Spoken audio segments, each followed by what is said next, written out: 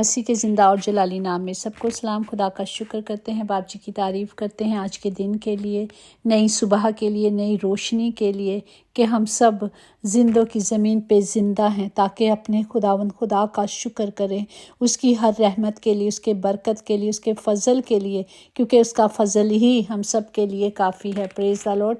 اور جس طرح ہم نے دیکھا کہ عذرا نے روزہ رکھا خدا سے سیدھی راہ طلب کرنے کے لیے، پریز دی لارڈ۔ اور پھر ہم نے دیکھا کہ خداوند سے مانگنے کے لیے، جب کلام مقدس میں ہم نے کل سیکھا تھا کہ وہ خود ڈر گیا اور خدا کی حضوری میں آ گیا، اور خدا نے اسے کیا کیا، اس کی دعاؤں کو سنا۔ ہم یہی سیکھ رہے ہیں کہ جب ہم روزے میں جاتے ہیں، دعاؤں کے ذریعے خدا کی پاک حضوری میں آتے ہیں، تو خدا کی مرضی کو جانتے ہیں، خدا کا کلام جانتے ہیں، خدا کی طرف متوجہ ہوتے ہیں، خدا کے احکام طلب کرنے کے لیے، خدا کی نزدیکی میں جانے کے لیے، خدا کو اپنی طرف متوجہ کرنے کے لیے۔ تو ہم جانتے ہیں کہ جب ہم خدا سے دعا مانگتے ہیں، خداوند ہماری دعاؤں کو سنتے اور ان کا جواب دیتے ہیں۔ اور آج ہم دیکھیں کہ زبور 126 اس کی 5 آیات میں یوں لکھا ہے کہ جو آنسوؤں کے ساتھ بوتے ہیں وہ خوشی کے ساتھ کاٹیں گے۔ پاک کلام پڑھے جانے پر خدا کی برکت ہو، خدا کا شکر ہو، خدا کی تعریف ہو۔ یہاں آنسوؤں کے بونے کے ساتھ کا کیا مطلب ہے؟ مطلب یہ کہ لوگ جو رونا روتے ہیں، آنسو بہاتے ہیں، ان کی مصیبتوں کے باعث جو زیادہ ہوتی ہیں، شدت ہوتی ہے، تو وہ جب خدا کی حضوری میں آتے ہیں، خدا کی طرف متوجہ ہوتے ہیں، تو خدا انہیں کیا کرتا ہے؟ اپنی خوشی سے ان کو شادمانی سے بھر دیتا ہے۔ پریز دی لارڈ۔ دعاؤں میں اتنی طاقت ہوتی ہے، دعاؤں میں اتنی قوت ہوتی ہے کہ وہ ہمارے حالات کو بدل دیتی ہے، وہ خدا کی سوچوں کو بدل دیتی ہے۔ اور مصیبتوں میں بھی ایسا کرتا ہے کہ خدا کے لوگ ہمیشہ امید کے ساتھ انتظار کرتے ہیں، کیونکہ ہماری آس، ہماری امید، ہمارا کون ہے؟ ہمارا زندہ خدا ہے۔ چاہے مشکلیں کتنی بھی کیوں نہ ہوں، جب ہماری آس، ہماری امید ہمارے زندہ خدا پر ہوتی ہے، تو وہ کیا کرتا ہے؟ ہمیں شرمندہ نہیں ہوتا۔ ہم اگر دیکھیں جس طرح سیمیل کی جو ماں تھی وہ بہت غمزدہ تھی۔ ہم اگر پہلا سیمیل اور اس کی پہلا باپ اس کی 7-8 میں دیکھیں کہ اس کا جو شوہر تھا وہ بہت اچھا تھا، اس کی ایک اور بھی بیوی تھی، ہم نے پہلے بھی یہ کلام سیکھا تھا، لیکن حنا کے کوئی اولاد نہیں تھی، اس لیے وہ روتی رہتی تھی، دلگیر ہوتی تھی، غم زدہ ہوتی تھی۔ اگر ہم دیکھیں پہلا سیمیل اس کا پہلا باب 10 میں کہ سو وہ خداوند سے دعا کرنے اور زار زار رونے لگی، اور اس نے منت مانگی اور کہا کہ اے رب الفاظ، اگر تو میں اپنی لونڈی کی مصیبت پر نظر کرے اور مجھے یاد فرمائے اور اپنی لونڈی کو فراموش نہ کرے اور اپنی لونڈی کو فرزند سے نوازے، تو میں اس زندگی بھر اس کے لیے خدا کو نظر کروں گی کہ میں اسے تجھے دے دوں گی، میں تجھے نظر کر دوں گی، اور اس کے سر پر کیا ہے؟ اس طرح کبھی نہیں پھراؤں گی۔ تو جب وہ رو رہی تھی اور اس کے ہونٹ صرف ہل رہے تھے اور اس کی آواز بھی سنائی نہیں دے رہی تھی، تو جو وہاں کا علی تھا، وہ جو خدا کا خادم تھا، نبی تھا، اس نے دیکھا کہ یہ کیا کر رہی ہے۔ اس نے سوچا، اس نے گمان کیا کہ شاید یہ نشے میں ہے، شاید یہ نشہ کر کے آئی۔ سو اس نے کہا کہ تو کب تک نشے میں رہے گی؟ اپنا نشہ اتار۔ تو اپنی لونڈی کو اس نے کہا کہ تو اپنی لونڈی کو کیا سمجھتا ہے؟ خبیث سمجھتا ہے؟ میں تو اپنی فکروں اور دکھوں میں ہوں، اور اس کے باعث میں بول نہیں سکتی یا رو رہی ہوں۔ وہ اپنا دکھ جو تھا وہ خدا کی حضوری میں لے کے گئی، اور خدا نے اس کے دکھ کو سنا۔ جب وہ دوبارہ ہیکل میں گئی تو وہاں جو پریس تھا، جو نبی تھا، اس سے جا کر اس نے کہا، اگر ہم پہلا سیمیل 17:26-28 میں دیکھیں کہ اسرائیل کا خدا تیری مراد جو تو نے اس سے مانگی ہے پوری کرے۔ اس نے اسے کہا، اور اس نے کہنے لگی کہ اے میرے مالک، تیری جان کی قسم، اے میرے مالک، میں وہی عورت ہوں جس نے تیرے پاس یہیں کھڑے ہو کر خداوند سے دعا کی، اس لیے میں نے بھی اسے خداوند کو دے دیا، یہ اب زندگی بھر کے لیے خداوند کو دے دیا گیا ہے۔ تب اس نے وہاں خداوند کے آگے سجدہ کیا۔ پریز دی لارڈ۔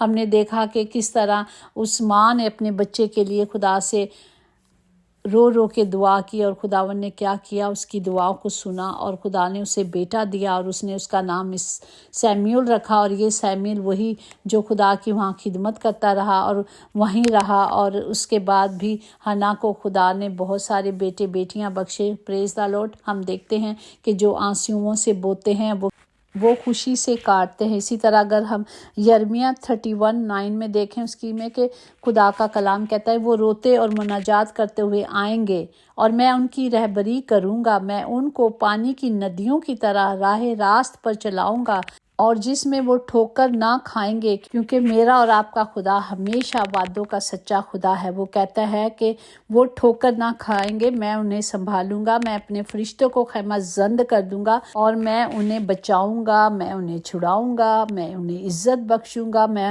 جو میرے طالب ہیں وہ کبھی شرمندہ نہیں ہوں گے۔ یہ خدا کے وعدے ہیں۔ اگر ہم نہمیہ کا 12واں باب اس کی 43 میں دیکھیں، اور ان دنوں انہوں نے بہت سی قربانیاں چڑھائیں اور خوشی کی، کیونکہ خدا نے ایسی خوشی ان کو بخشی کہ وہ نہایت شادمان ہوئے، اور عورتوں اور بچوں نے بھی خوشی منائی، سو یروشلم کی خوشی کی آواز دور تک سنائی دیتی تھی۔ پریز دا لارڈ۔ وہی ہمارا خدا ہے جو ہمیں اپنی پاک خوشیوں سے قدرت سے بھر دیتا ہے۔ ہم نے ہمت نہیں ہارنی، بلکہ ہمیں جو بھی تکلیف ہے ہم نے کیا کرنا ہے، اپنے خدا کی حضوری میں آنا ہے، خدا کو اپنا سب کچھ دے دینا ہے، اور خداوند خدا سب کے چہروں سے آنسو پونچھ ڈالے گا۔ پریز دا لارڈ۔ یہ خدا کے منہ کی باتیں ہیں۔ اس نے جس طرح ہم دیکھیں مکاشوہ 7:17 میں ہے کہ کیونکہ جو برا تخت کے بیچ میں ہے وہ ان کے گلہ بانی کرے گا اور انہیں آب حیات کے چشموں کے پاس لے جائے گا، اور خداوند ان کی آنکھوں کے سب آنسو پونچھے گا۔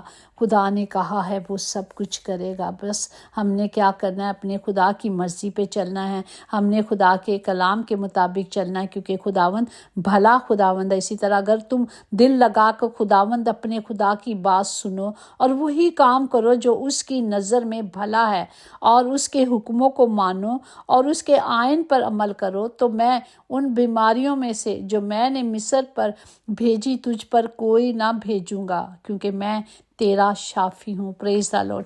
یہ کلام آج ہم سب بیماروں کے لیے لیتے ہیں کہ جہاں کہیں بھی کوئی بیمار ہے، خدا باپ کیونکہ آپ نے کہا آپ شافی ہو، آپ شفا دینے والے خدا باپ ہے، سب کو شفا دے، کیونکہ ہم آپ کے سوا کچھ بھی نہیں۔ ہم خدا سے التجا کرتے ہیں کہ ہماری جوانی کی خطاؤں کو، ہمارے گناہوں کو یاد نہ کرے۔ اے خداوند اپنی نیکی کی خاطر اپنی شفقت کے مطابق ہم سب کو یاد کرے۔